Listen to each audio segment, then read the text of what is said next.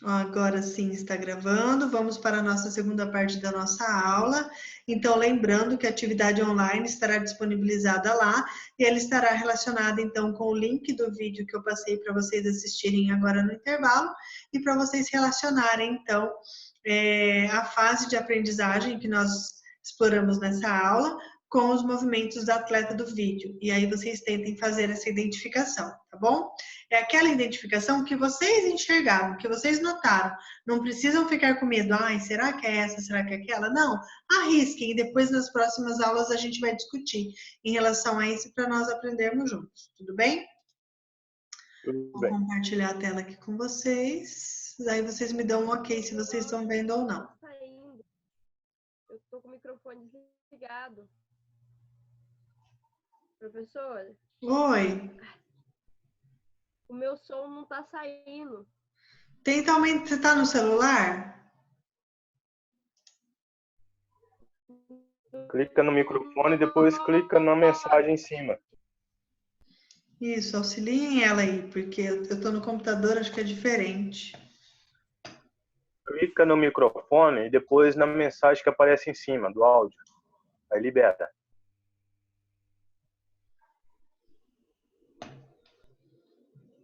Conseguiu, Giovana?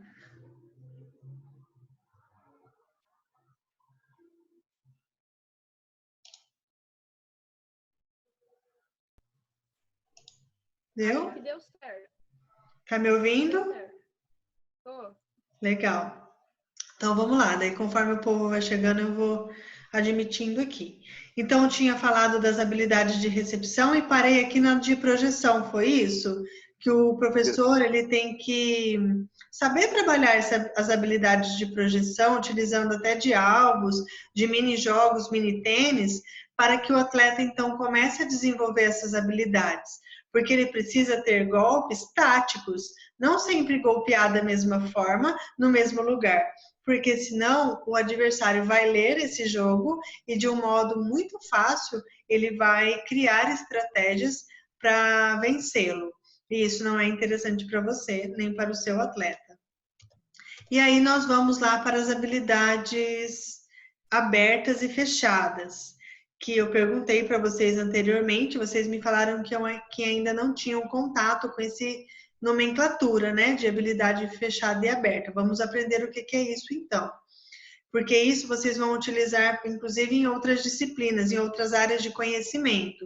E é legal quando você aprende uma coisa numa área de conhecimento e consegue linká-la com outra, porque a faculdade é isso. São diferentes áreas de conhecimento, mas vocês precisam enxergar que elas conversam entre si, elas não estão separadas. Elas são divididas apenas por uma ordem didática, por uma metodologia, mas elas precisam conversar entre si. Olha só, as habilidades fechadas é quando a situação em que a habilidade se realiza é estável e previsível. Não existe a necessidade de tomada de decisão em função do ambiente, do adversário e bola. Eu coloquei um ginasta aqui, ó, um ginasta, só para fazer uma comparação. O ginasta, quando ele vai competir, a única coisa que vai atrapalhar ele ali é ele mesmo. Ele não tem uma interferência de um adversário, ele não tem a interferência de ninguém ali, nem o técnico dele não pode abrir a boca ali, tá? No máximo que ele teria ali seria a interferência do público, no sentido de desconcentrá-lo por conta das gritarias, da torcida e tudo mais. Mas na área de competição é só ele. Então trata-se de habilidades fechadas, porque não tem ninguém ali que vai atrapalhar ele, a não ser ele mesmo. Essas habilidades que são que acontecem nesse ambiente em que não há adversário, não há uma situação adversa, nós chamamos de habilidade fechada, porque nada pode interferir na execução desse movimento, desse golpe, enfim, o que seja lá o que for, tá? Então, no tênis, por exemplo, o movimento que condiz com a habilidade fechada mais forte, a que nós damos mais ênfase é o saque. Porque tem alguém atrapalhando ele fazer o saque? Não. Então, trata-se de uma habilidade fechada, porque ali é ele e a bola. Ah, mas o vento pode atrapalhar, a concentração dele. Sim, pode, mas são mínimas. Quando a gente for comparar, por exemplo, se ele tivesse ali um adversário tentando tirar a bola dele enquanto ele fizesse o saque. Isso não acontece. Então, a gente chama essas habilidades de habilidades fechadas, tá bom, pessoal? Então, ela acontece num ambiente estável e previsível. Você sabe o que vai acontecer ali, tá? E aí, quando a gente fala de habilidades abertas, no tênis, a maioria dos golpes, a maioria das situações condizem com habilidades abertas. Por quê? Olha só, quando a bola é rebatida pelo adversário, sua direção, velocidade e altura podem ser variadas. Você nunca sabe como seu adversário vai golpear a bola. É imprevisível. Então, são habilidades abertas. Então, essas habilidades, ela obriga o tenista a adaptar a sua ação à do adversário, que caracteriza uma atividade aberta. Então, verifica só. Se o professor estiver igual o professor estava fazendo ali no vídeo, ele sempre lançava a bola para que a atleta dele fizesse o top spin. Então, ela já sabe como que ele solta essa bola. Sabe com que altura essa bola vai estar, sabe a força que ele aplica ali. Ela já sabe como que essa bola é rebatida. Então, ali nós estamos trabalhando uma habilidade fechada. Por quê? Não tem interferência e é previsível. Ela sabe como que o treinador está deixando a bola ali a todo momento. Agora, você vai trabalhar só habilidades fechadas com o seu aluno? Não. E quando ele estiver ótimo na habilidade fechada, você vai começar a incrementar as habilidades abertas, que é fazer o lançamento daquelas bolas seguidas uma da outra, cada uma de um jeito. Não vai ficar muito mais difícil? Não vai exigir muito mais do atleta que ele faça um top spin correto, certeiro, se as bolas forem quicadas diferentemente uma das outras? Então, é nesse sentido que eu quero que vocês compreendam as habilidades, que é vocês que precisam promover o aprendizado disso, e não só o jogo vai ensiná-lo. Claro que quando você tem um adversário, você já tem essa resposta do adversário, porque você não sabe para onde ele vai chegar, onde ele vai golpear essa bola. Se é para a direita, se é esquerda, se é bola baixa, se é perto da rede, se é longe, se é direita, se é esquerda. Né? Mas você precisa prepará-lo para esse ambiente de jogo. E aí você vai criar estratégias de atividades educacionais, educativas, que vá possibilitar ele desenvolver essas habilidades. Porque nós temos alunos que pobrezinhos, não tem um treinador, às vezes eles têm talento, eles são capazes, eles querem aprender, querem se destacar, mas o treinador não consegue desenvolver as habilidades necessárias do esporte com raquete. Por quê? Ele nunca foi atleta, porque ele não tem habilidade com a modalidade. E isso sim é desculpa para que ele não faça seu trabalho bem feito, ok? Não. Ele precisa conhecer, mais do que conhecer da modalidade de raquete, ele precisa conhecer o quê?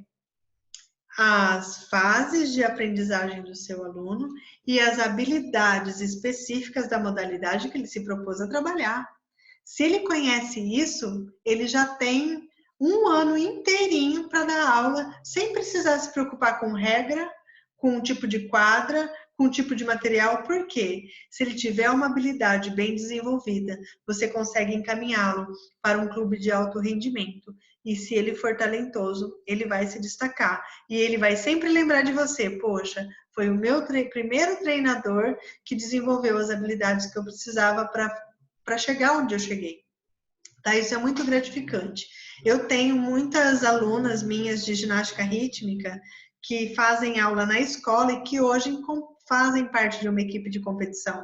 Por quê? Porque foi treinada as habilidades básicas para a base. E a partir do momento que eu não consigo dar mais continuidade, porque a escola me limita a respeito de competições, de outras dimensões do esporte, então eu encaminho para o alto rendimento ou para uma escola em que ela vai poder evoluir. Porque seria muito egoísmo meu mantê-la comigo, sendo que eu sei que ela quer crescer e eu não vou possibilitar isso a ela. Então é de minha responsabilidade desenvolver as habilidades técnicas de forma responsável e encaminhá-la a clubes que vão possibilitar a evolução desse atleta. Isso é ético, isso é responsável. O treinador deverá alternar o treino dos dois tipos de habilidades dentro de uma escala contínua. Então, não trabalhe somente atividades previsíveis, esperadas, sem surpresas. Você vai mesclar o seu planejamento de treino que tenha os diferentes tipos de habilidades com a especificidade das modalidades de raquete.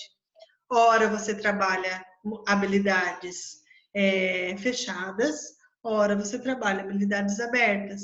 E assim você vai permitindo que o seu aluno evolua no estágio de treinamento a ponto dele te dar bons resultados quando você submetê-los ao ambiente de competição.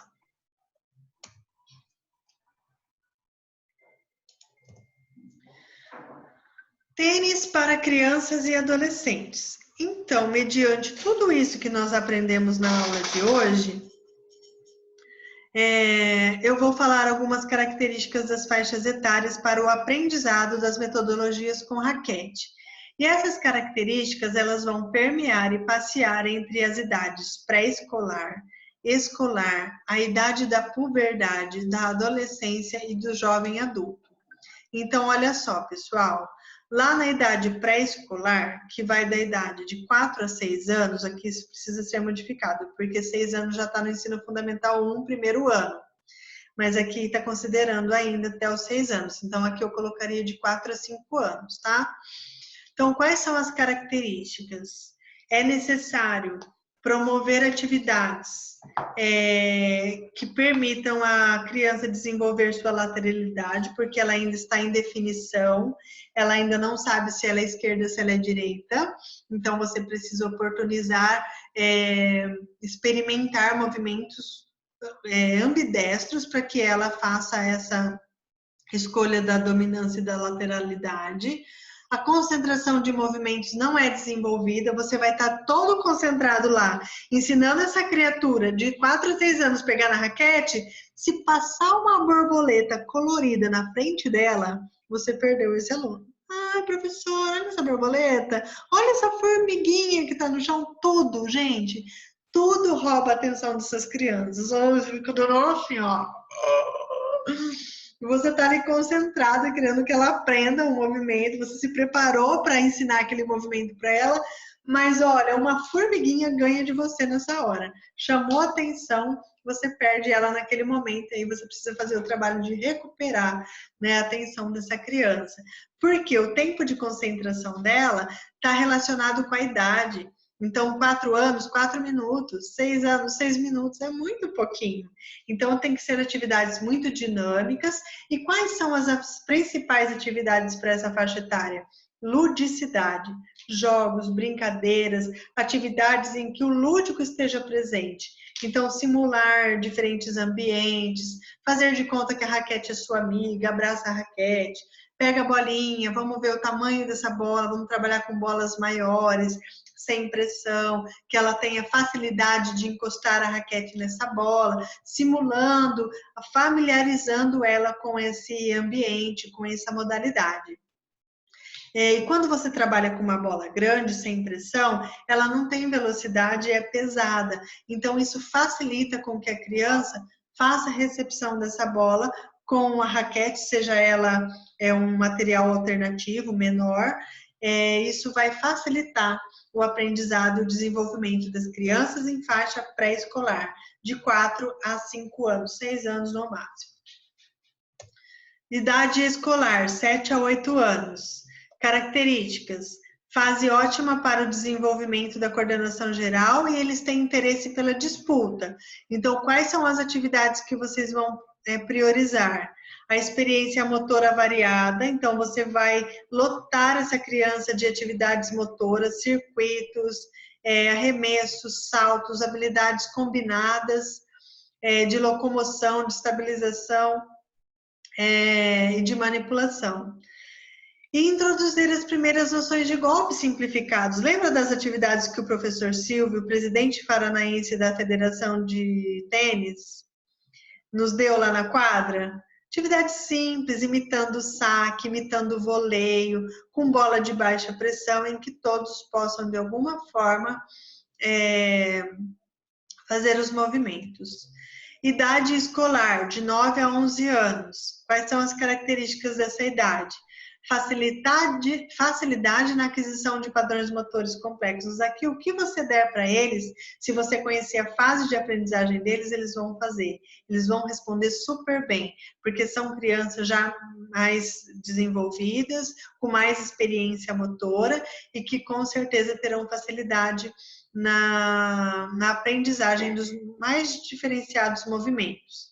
Atividades principais. Vários golpes de tênis, então aqui vocês já podem trabalhar o voleio em dupla, vocês já podem trabalhar aquelas atividades que foram feitas na quadra, simulando uma rede de tênis com elástico, com materiais alternativos, e a aprendizagem dos fundamentos de vários esportes.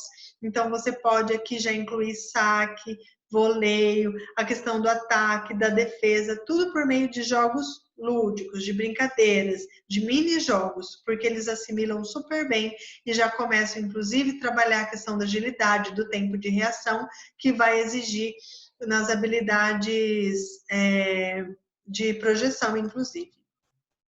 Puberdade, 12 a 14 anos para meninos, 11 a 13 para meninas. Características, grande capacidade de adaptação, então eles conseguem adaptar os movimentos de acordo com a sua assimilação, e é um período ótimo para a potencialização da capacidade esportiva. É aqui que você vê se ele gosta mesmo da modalidade, porque você requer mais movimento técnico, mais padrão de movimento, e aqui se ele realmente gosta, ele fica. Se ele não gosta, se você não afrouxar, ele vai embora para outra modalidade. Atividades principais: refinamento da técnica e desenvolvimento das capacidades motoras, melhora das habilidades táticas e psicológicas. Você precisa trabalhar também o psicológico do seu aluno, mesmo você não sendo psicólogo. As noções básicas você pode dar, e inclusive direcioná-lo a um profissional competente para ele saber lidar com a sua autoestima quando ele perde, para saber encarar uma competição com segurança. E todo esse trabalho deve ser, sim, realizado. E aqui ele está preparado para uma formação atlética completa, preparação física, geral, você pode exigir à vontade, porque ele tem energia, e se ele gosta da modalidade, ele encara isso com muita responsabilidade e vontade. Puberdade, 12 a 14 anos, já falei. Jovem adulto, a partir dos 18 anos para meninos, jovem adulto a partir dos 16, 17 para as mulheres. Em algum momento na vida a gente sai primeiro que os homens, né, meninas? Então, olha lá, nós nos tornamos adultas primeiro, né? A parte ruim é que a gente envelhece primeiro também. Mas tudo bem, vamos pular essa parte. Quais são as características? Aqui nós temos um público com a maturação física completa, mas uma maturação emocional e psicológica em andamento. Então, é preciso ter muito cuidado na forma com que você lidar com esse aluno, a forma de falar, você precisa conhecer o temperamento do seu aluno, tem temperamento que você desafiar, ele não faz, tem temperamento que se você incentivar, ele faz, então você precisa conhecer um pouquinho da questão da maturação emocional desse aluno. E as atividades principais é a busca do alto rendimento, tá? Você vai capacitá-lo para competir, a estabilização da performance física e psicológica, ou seja, esse aluno, ele precisa... Cadê que sumiu aqui para mim? Ele precisa estabilizar-se nesse alto rendimento, você precisa atingir o máximo dele e mantê-lo, né, para prepará-lo para competições de alto nível. E a busca do seu máximo potencial. Isso só acontece se o treinador fizer um bom trabalho com o seu aluno. É preciso conversar com ele, saber que você está ali cobrando dele, não porque você é ruim, porque você é mau, porque você é muito sério, você é autoritário, não. Você está ali para melhorá-lo como atleta, porque você acredita no talento desse aluno, porque você, além de querer o melhor dele como atleta, você quer torná-lo um indivíduo melhor para a sociedade. Porque o esporte, ele educa, ele dá disciplina, ele traz diferentes lições de superação, de autoestima e tudo que envolve a vida. O esporte, em algum momento, ele ensina para a vida. Então, a partir do momento que o atleta te vê com esses olhos, de que você quer melhorá-lo, quer evoluir, quer o melhor dele, ele vai comprar, né, essa ideia, confiando em você, e vai buscar juntamente com você a melhorar o seu potencial no máximo que ele puder. Ele vai estar motivado para isso, porque ele confia no treinador. E aí, pessoal, tomara que eu não seja cortada aqui no meio, qualquer coisa eu mando o link para vocês também em seguida, as orientações gerais, né? Para um bom trabalho de metodologia de esporte de raquete com as nossas crianças, os nossos adultos e os nossos idosos. Antes de tudo, antes de ensinar o esporte, ensine-o a gostar do esporte. E você só vai conseguir fazer isso por meio das brincadeiras. Envolvê-lo de tal forma de que ele se sinta bem, de que ele se sinta amado, de que ele se sinta seguro, para ele gostar desse esporte. A partir do momento que você atingiu esse objetivo, que ele gosta do esporte, dificilmente você perde ele. Mas então essa é a primeira lição, ensiná-lo a gostar do esporte. Corrigir gradualmente, não vai querendo que o aluno faça o gesto perfeito na primeira aula. Calma, analisa, observa, estuda o seu atleta, estuda o seu aluno, para não exigir mais do que ele possa te dar naquele momento. Não queira exigir características da fase autônoma de quem ainda está na fase cognitiva. Suprimir vício de movimentos em seu início, isso é muito importante. Não na fase cognitiva com tanta ênfase, mas gradualmente você vai corrigindo os vícios, não deixando que o atleta automatize movimentos incorretos, porque você perde ele enquanto atleta e ninguém o recupera. Então é uma responsabilidade muito grande. Se você não corrige o vício, nenhum outro vai corrigir. E a partir do momento que se tornou um vício, é muito difícil você fazer a correção. Equilíbrio entre o trabalho de aprendizagem com o desempenho. Opa, saiu aqui. Então, tenha paciência. Antes de você chegar no desempenho, compreenda as fases de aprendizagem do seu aluno. Vai passo a passo, sem querer exigi-lo aquilo que ele não pode te dar. Lembre-se que se ele não pode te dar é porque você não o preparou e porque talvez esse aluno não esteja naquela fase. Então, vá devagar, progressivamente, com atividades que ele possa se sentir desafiado, mas não incapaz de desenvolvê-lo. Controlar a ânsia pela vitória, permitindo movimentos incorretos. Isso aqui é muito comum. Deixa do jeito que está mesmo, porque amanhã é o jogo, não dá tempo de corrigir. É muita irresponsabilidade. Controla a ânsia pelo campeonato, pela vitória, mas corrige esse movimento, porque ele perde agora, mas ele vence lá na frente. Às vezes é necessário, né? Passar por perdas antes de você conquistar aquela vitória. Aí já apareceu o limite de tempo aqui para mim. Assumir diferentes posturas no processo de ensino de aprendizagem. Então, tem dia que você vai ser o tiozão legal, tem dia que você vai ser mais autoritário, tem dia que você vai exigir mais, tem dia que você vai exigir menos. E o aluno precisa entender por que cada dia você está de um jeito. Então, você conversa com ele. Olha, eu preciso que você evolua, eu preciso do seu melhor, eu tenho certeza que a sua família também quer ver o seu melhor, você não quer chegar no seu melhor, ser um bom atleta, então hoje eu preciso te exigir mais. E aí o tom da fala, a forma de abordagem, isso muda conforme você vai elevando o nível do seu treinamento. E o aluno precisa entender o porquê isso acontece. Converse com o seu aluno. Utilize o bom senso, né? Não vai extrapolar na sua autoridade.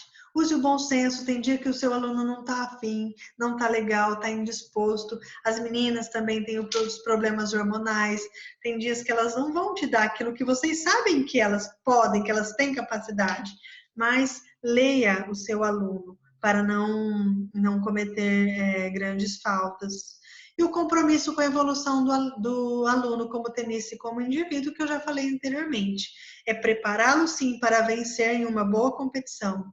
Mas, além de tudo isso, você prepará-lo para ser um cidadão, para exercer os seus direitos e deveres numa sociedade que o espera e que nada melhor que o esporte para formá-lo, discipliná-lo e fazer entender diferentes contextos que a vida lhe reserva em seu cotidiano. Ok, pessoal? É isso que temos para hoje.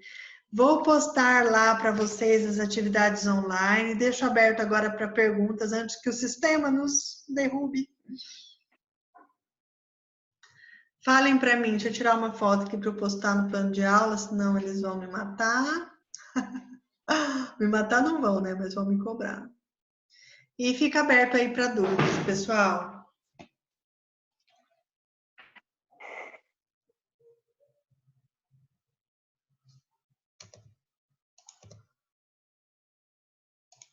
Aqui o último slide que eu tinha posto. Tinha esquecido de colocar. Falem comigo, meu povo. Deixa eu sozinha, não. Fala aí, ô Sertanópolis. Fala, Giovana. Chofana. Gente, cadê o restante dessa turma? O pessoal tá sem acesso à internet, será? Professora, a Tati não tá conseguindo entrar porque caiu e não voltou mais. E a Laine? Então, a Letícia também não conseguiu entrar. Letícia, Heloísa.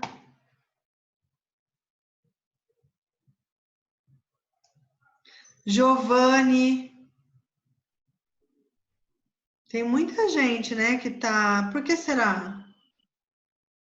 A gente fala para eles, a gente joga num grupo aí, tá todo mundo no grupo, professor, então eu acho que é o desinteresse mesmo, hein? Um pouco é o desinteresse. Caramba! Porque tudo bem, né? Que realmente alguns não vão mesmo conseguir entrar. Ou por causa da internet, ou porque o celular quebrou, ou porque o computador alguma coisa. Mas é muita gente que está sem acesso. Isso me preocupa um pouco. Mas enfim, eu vou salvar de qualquer forma a aula, porque a gente precisa mesmo fazer isso. E vou disponibilizar o link e vou mandar no WhatsApp de vocês. E aí vocês compartilham, por favor, para que não tenha aquela desculpa, né? Ah, não tinha o link. Não. Vamos enviar o link, porque daí é a opção da pessoa assistir essa aula, mesmo que não seja no horário da aula mesmo. Tá bom, pessoal? Beleza, tranquilo. Dúvidas em relação à matéria, ao conteúdo? A dúvida é que era bom que fosse na sala de aula, né? Ah, nem me fale, não tem nem comparação, né? Agora não tá demorando para cair, ó. Tá vendo? A primeira aula caiu. A primeira aula deu 7h40 já. Então, eu acelerei aqui, falei tudo bem rapidinho, porque, meu Deus, se caísse no meio, eu queria terminar essa aula hoje, porque na próxima, quem sabe, né, não seja presencial e aí eu consiga não voltar naquilo que eu comecei, mas sempre iniciar algo novo e concluir, porque assim a gente consegue levar melhor a disciplina, né, e passar mais conhecimento para vocês. Atividade lá que você vai dar para ser com as nossas palavras mesmo, ou você vai mandar outro link, outra coisa? Sim, vocês vão usar o vídeo e os slides dessa aula, eu vou postar lá para vocês.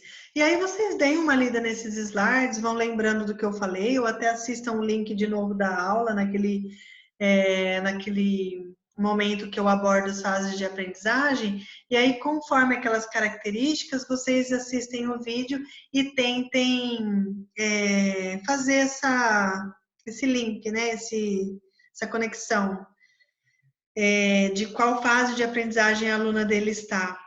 E aí vou pedir outras coisinhas também, por exemplo, qual a abordagem que esse professor está usando? Ele está sendo tecnicista? Ou ele está sendo mais lúdico? Ou ele está colocando em ambiente real do jogo? É habilidade fechada? É habilidade aberta? Coisas que vocês aprenderam hoje que certamente vocês vão tirar de letra. Nem um bicho de 7 cabeças. Super simples, de acordo com o que nós conversamos hoje mesmo. Em relação às habilidades fechadas e abertas, alguma dúvida? Não. Não? Então tá bom, pessoal. Por hoje era isto. Muito feliz de nós estarmos juntos aqui mais uma vez, porque independente de como seja, o importante é que a gente segue sempre junto, né? É juntos e shalom now, gente, até o fim. Ninguém solta a mão de ninguém, pelo menos virtualmente. Sim. E vamos ver se, quem sabe, nas próximas semanas não conseguimos estar juntos, né, no presencial.